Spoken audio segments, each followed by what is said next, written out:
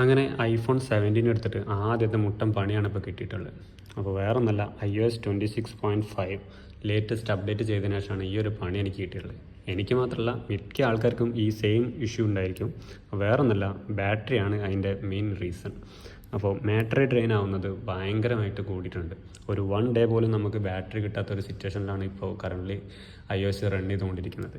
എങ്ങനെ പോലും നമ്മൾ ഒരു 2 ടൈംസെങ്കിലും 1 ഡേ ചാർജ് ചെയ്യേണ്ടി വരും.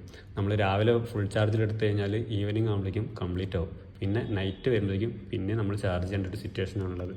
അപ്പോൾ എൻ്റെ ചാർജിങ് സൈക്കിൾ എന്ന് പറഞ്ഞു കഴിഞ്ഞാൽ മോർണിംഗ് ഞാൻ എടുക്കുന്നത് ഒരു ഫുൾ ചാർജിലായിരിക്കും. അതായത് ഞാൻ ലിമിറ്റ് ചെയ്തിട്ടുള്ളത് 95%. ഓക്കെ, അപ്പോൾ ചാർജ് 95%ലാണ് വരിക. ഞാൻ ഓവർനൈറ്റാണ് ചാർജ് ചെയ്യുക. അതായത് നൈറ്റ് ഞാൻ കുത്തിവെച്ചിട്ട് കിടക്കും, പിന്നെ മോർണിംഗ് ചാർജ് അൺപ്ലഗ് ചെയ്യും, ആ ഒരു രീതിയിൽ. അപ്പോൾ എങ്ങനെ പോയാലും 95ലാണ് നിൽക്കുക.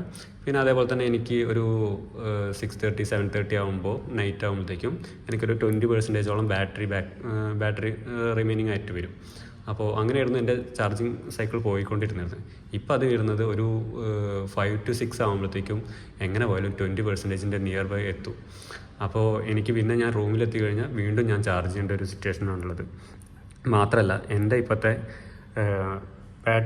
ബാറ്ററി കപ്പാസിറ്റി നോക്കി കഴിഞ്ഞാൽ 94 ഉള്ളൂ.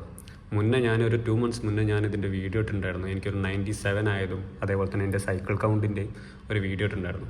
അന്നത്തെ കമ്പയർ ചെയ്ത് നോക്കുന്ന ടൈമിൽ എനിക്ക് ഏകദേശം 3 to 4% എനിക്ക് മിസ്സായിട്ടുള്ളത്. എങ്ങനെ പോയാലും അതെനിക്ക് ഭയങ്കര ലോസായിട്ടാണ് ഇപ്പോൾ തോന്നുന്നത്. കാരണം എടുത്തിട്ട് ഏകദേശം ഒരു 5 to 6 months ആയിട്ടുള്ളൂ. അപ്പോഴത്തേക്കും എനിക്ക് ഇങ്ങനത്തെ ഒരു സിറ്റുവേഷൻ ഞാൻ ഫേസ് ചെയ്തു. So I am really sad about this situation.